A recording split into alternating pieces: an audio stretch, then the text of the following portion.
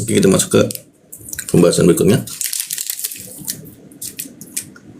No, poin ke-8, ke pembahasan ke-8, yaitu syukur di dunia melahirkan nikmat di akhirat. No. Sebelumnya kita sudah membahas tentang syukur ya. Syukur itu terlahir dari syukur itu melahirkan keteraturan.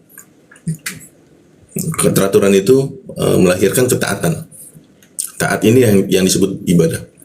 Ya, jadi ketika seseorang bersyukur ya, nanti ujung-ujungnya ia akan melaksanakan ibadah. Ya. Nah, ibadah inilah yang akan menjadi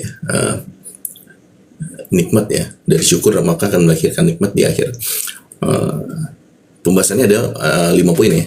Poin pertama, bersabar ketika diuji. Nah, sebelumnya kita membahas ya tentang bahwa lambung itu ya tempat ujian ya. Jadi dunia itu ibarat lambung dan manusia yang masuk ke lambung itu akan diuji. Ujiannya apa? Yaitu untuk dihancurkan ya. Tujuan untuk dihancurkan apa? Agar mudah dicerna nanti di usus. Nah, seperti itulah. Manusia yang beriman itu akan diuji. Fungsinya ujiannya itu apa? Agar menghancurkan segala kotoran-kotoran yang ada di hati ya. Nah, ketika kotoran-kotoran yang ada di hati itu sudah hancur ya, karena ujian ya, maka sisanya itu adalah nutrisi ya, kebersihan hati ya. Nah, nutrisi yang nantinya akan melahirkan nikmatnya seperti itu. Kemudian yang kedua, bentuk dari syukur ya, itu bentuk dari syukur adalah tetap ibadah ya, tanpa henti. Artinya apa? Ketika manusia tadi ya diuji habis-habisan ya, manusia tetap beribadah dengan istiqomah ya hingga akhir hayatnya. Nah, ibadah yang istiqomah hingga akhir hayat ini itu nanti akan melahirkan nikmat di akhirat ya. Karena berbuah pahala, dan pahala itu yang akan menjadi nikmat di akhirat. Kemudian poin ketiga, ya, mendapatkan pahala di akhirat. Maksudnya ada apa di padang mahsyar ya. Seperti yang sebelumnya dijelaskan ya tentang ibadah. Ketika seseorang ibadah, maka ia akan mendapatkan pahala di akhirat. Nah, ibadah sekecil apapun ya yang dilakukan oleh manusia, selama ia melakukan dengan iman ya, itu maka akan berubah menjadi pahala. Dan pahala inilah yang sangat dibutuhkan oleh manusia ketika berada di akhirat. Terutama ketika ia mulai masuk ya ke dalam ranah neraka ya. Jika ia memiliki pahala ya, maka ia akan ya seperti itu. Itulah pentingnya kan pahala. Lalu poin keempat itu menjadi golongan kanan. Nah, orang yang bersyukur di dunia itu di akhirat dia akan menjadi golongan kanan. Siapa kalau orang-orang yang termasuk golongan kanan? Itu orang-orang yang diberikan nikmat ya. Nah, nanti itu manusia itu di akhirat itu ada 2 golongan ya, kiri dan kanan. Ibarat tadi ya sistem pencernaan manusia itu, golongan kiri itu akan masuk ke dalam usus besar. Artinya apa? Artinya itu ya hampir tidak ditolong ya, sudah tidak tertolong lagi. Ibaratnya udah seperti kotoran ya. Yang bisa diserap itu hanya cairan. Nah itu juga cairan itu hanya bisa diserap bagi mereka yang dikehendaki ya, hanya sedikit. Karena yang diserap itu hanya cairan, sisanya itu yang ampas-ampas itu ya tidak akan diselamatkan. Nah, seperti itulah, itu yang golongan kiri. Sedangkan yang golongan kanan itu ketika berada di usus besar ya, mereka akan diserap oleh usus, berada di usus halus ya, mereka akan diserap oleh usus ya, menjadi nutrisi-nutrisi yang bagus, baik untuk tubuh. Nah, itulah gambaran orang-orang yang berada di golongan kanan, yaitu golongan orang-orang yang mendapatkan nikmat. Kenapa mendapatkan nikmat? Karena mereka tidak akan masuk ke usus besar ya. Mereka akan masuk ke peredaran darah yang tadi sebelumnya kita sebut sebagai siratal mustaqim. Nah, lalu yang kelima, diselamatkan dari neraka. Nah, salah satu syukur di dunia itu melahirkan nikmat adalah ketika seseorang beribadah sekecil apapun ya, ia akan diselamatkan ya. Allah akan menyelamatkan ya, asalkan ia memiliki catatan ibadah ya. Dan catatan ibadah yang paling kecil yang nantinya ada di akhirat ya, yang dibocorkan itu adalah ketika seseorang yang memiliki amalan la ilaha illallah saja ya. Itu yang paling kecil tuh. Nah, ibaratnya itu orang seperti ini ibaratnya seperti kotoran yang sudah masuk ke dalam usus besar ya. Ketika kotoran sudah masuk ke usus besar itu tidak ada yang bisa menyelamatkan.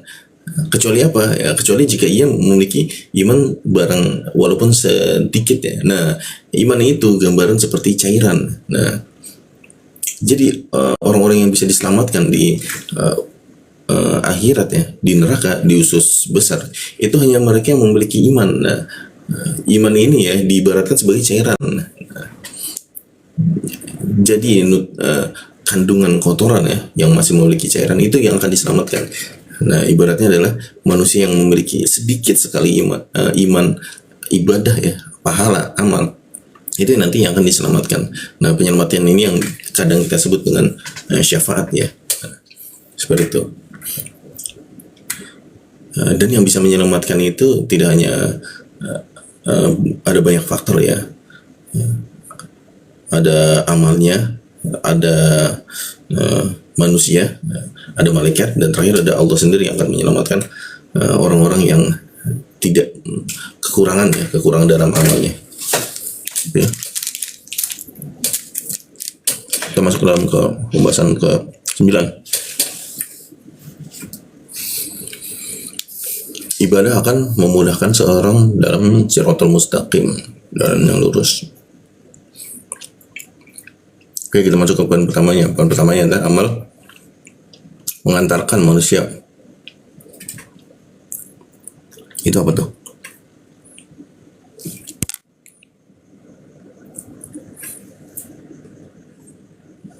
Ke sirot ya. Nah, amal mengantarkan manusia ke sirot. Seperti yang sebelumnya kita bahas ya. Orang-orang yang beramal ya, ibaratnya itu adalah nutrisi yang diserap oleh usus. Nah, ketika seseorang beramal ya, itu ibaratnya mereka itu menabung, memiliki kandungan nutrisi. Nah, semakin banyak amalnya itu nutrisinya semakin besar ya. Semakin banyak diserap oleh usus ya, seperti itu. Maka orang yang memiliki amal yang besar ya, maka peluangnya akan besar, ia akan masuk ke dalam sirot ya, siratul mustaqim. Nah, intinya adalah orang yang sudah bisa diselamatkan ya, masuk ke dalam sirot itu orang-orang yang beruntung ya, karena ketika ia melintas itu ya di depannya adalah surga ya, seperti itu. Lalu yang kedua, laju sirot tergantung amal. Nah, bedanya dengan pembuluh darah ya, sirot ini sebenarnya lebih mirip lagi ke seperti sistem saraf ya. Sistem saraf yang lebih tepatnya itu ya saraf neuron ya. Itu saraf yang berada di otak manusia. Nah, semakin besar kandungan cahaya yang dimiliki. Nah, cahaya itu di akhirat kita sebut cahaya ya. Nah, kalau di dunia itu kita sebut amal. Cahaya itu berasal dari amal di dunia. Semakin banyak amal yang dilakukan di dunia, maka di akhirat itu cahayanya akan semakin kuat. Nah, semakin kuat cahaya yang dimiliki oleh seseorang itu akan semakin cepat ya. Kalau di dalam sistem syaraf manusia itu, maka semakin besar cahayanya maka semakin cepat dia mengantarkannya dari syaraf satu ke syaraf berikutnya. Nah, itu ibaratnya seperti itu ya. Lalu yang ketiga, sirot itu umpama pembuluh darah. Nah, maksudnya sirot itu umpama pembuluh darah adalah pembuluh darah manusia itu mengalirkan darahnya yang membawa nutrisi itu ke organ-organ tubuh ya manusia. Nah, seperti itulah sirot ya. Sirot itu ia adalah aliran darah yang lurus ya. Tapi di ujung itu dia bercabang dia. Dia akan mengantarkan manusia ya itu ke amal ibadahnya. Nah, yang biasa kita sebut itu sebagai pintu surga. Contoh dia rajin sholat ya, maka pembuluh darah ini ya itu kan mereka tahu oh manusia ini rajin ibadah, rajin sholat misalnya, maka ia akan dihantarkan ke pintu sholat ya. Ada yang rajin sodako, maka pembuluh darah ini ya akan mengantarkannya pada pintu sodako ya, seperti itu seterusnya. Jadi sirot ini tidak akan salah antar ya. Mereka akan mengantarkan manusia itu sesuai amalnya. Nah, gambaran pintu-pintu surga itu adalah seperti organ-organ yang ada di tubuh manusianya. Peredaran darah ini ya, itu akan mengalirkan nutrisi-nutrisi itu sesuai dengan kandungannya ya. Dan dia akan disampaikan kepada organ-organ yang membutuhkan nutrisi sesuai kandungannya. Ya, intinya seperti itu. Jadi orang yang makanan yang memiliki nutrisi yang bagus untuk lambung ya, maka akan diantarkan ke lambung. Yang bagus untuk hati, maka akan diantarkan hati. Yang bagus untuk paru-paru, maka akan diantarkan ke paru-paru. Dan mereka memiliki pos masing-masing ya. Nah, ada orang yang khusus ya nantinya, ia memiliki kandungan yang bisa diterima oleh seluruh tubuh. Nah, orang seperti ini ya, itu akan dihantarkan oleh pembuluh darah ya, atau sirot itu kemana saja yang ia kendaki. Apakah itu mau ke paru-paru, jantung, lambung, hati ya, itu terserah si pemilik amal ini, terserah ia ingin masuk ke pintu yang mana ya. Intinya mudahnya seperti itu gambaran sirot ya. Lalu kita masuk ke poin keempat nih, tingkatan surga ya, ibarat organ tubuh. Nah, kita masuk ke wilayah organ tubuh ya. Tadi gambarnya kita sudah bahas sedikit ya, bahwa surga itu ibarat organ tubuh. Nah, surga itu memiliki tingkatan-tingkatannya. Setiap tingkatan itu memiliki komponen yang cukup banyak ya. Nah, untuk mempermudahnya itu, surga itu ibarat organ tubuh. Surga yang pertama itu ibaratnya nutrisi yang disampaikan ke organ tubuh yang A ya. Contohnya apa? Misalnya hati. Ada tingkatan yang berikutnya, itu organ tubuh apa? Jantung. Ada tingkatan berikutnya, yaitu paru-paru. Seperti itulah sistemnya ya. Kenapa disamakan dengan organ tubuh? Karena Allah juga mengisyaratkan ya, bahwa manusia itu bisa mempelajari semesta itu dari tubuhnya sendiri ya. Dalam tubuhnya sendiri itu ada tanda-tanda penciptaan Allah. Seolah-olah menunjukkan bahwa jika ingin mempelajari semesta ya, silakan memperhatikan diri sendiri ya. Nah, ini bisa kita buktikan ya, ketika kita mengamati atom. Atom itu memiliki elektron, proton, neutron, dan di tengah-tengah itu ada inti atom ya. Nah, jika kita amati secara seksama itu, sebenarnya atom itu tidak ubahnya seperti kata surya ya. Ada matahari, bumi, ada matahari, planet, lalu ada bulan ya, seperti itu. Nah, itu sistem peredarannya sama seperti atom ini ya. Betul. Artinya apa? Artinya seolah-olah galaksi itu gambaran sebuah kumpulan dari atom-atom ya. Kumpulan dari atom-atom itu nanti akan berubah ya menjadi materi ya. Nah, galaksi itu ibarat sebuah materi ya, yang tersusun atas atom-atom.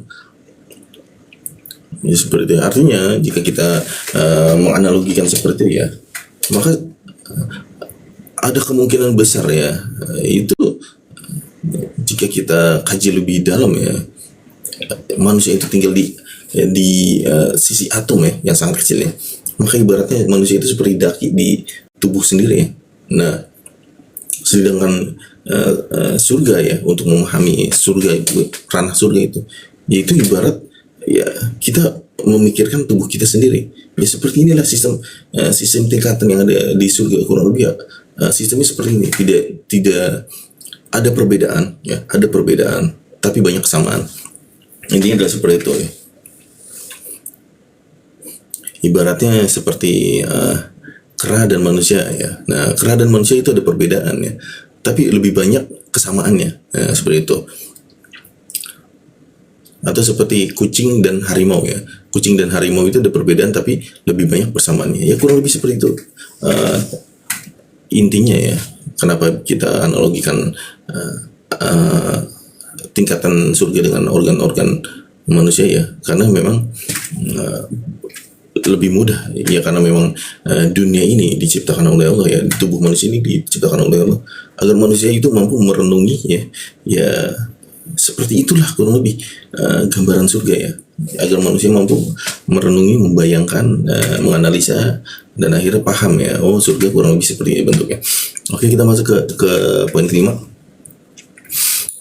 itu amal ibarat nutrisi. Nah, sebelumnya kita sudah bahas ya. Nah, intinya adalah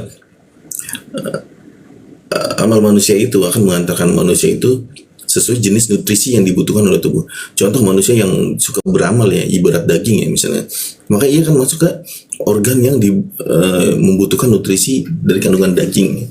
Nah, ibaratnya orang yang beramal dengan amal daging ya, maka surganya itu adalah surga yang membutuhkan amal daging itu sendiri.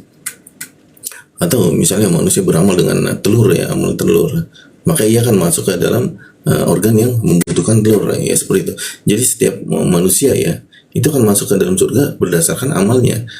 Amal apa yang dia kerjakan ya. Jika ia mengerjakan amal sholat ya, maka ia akan masuk ke pintu surga, pintu sholat. Jika ia rajin sodako, maka ia akan masuk ke dalam pintu sodako. Dan seperti itu ya prosesnya, akan seperti itu selanjutnya. Oke, kita masuk ke dua pembahasan terakhir ya.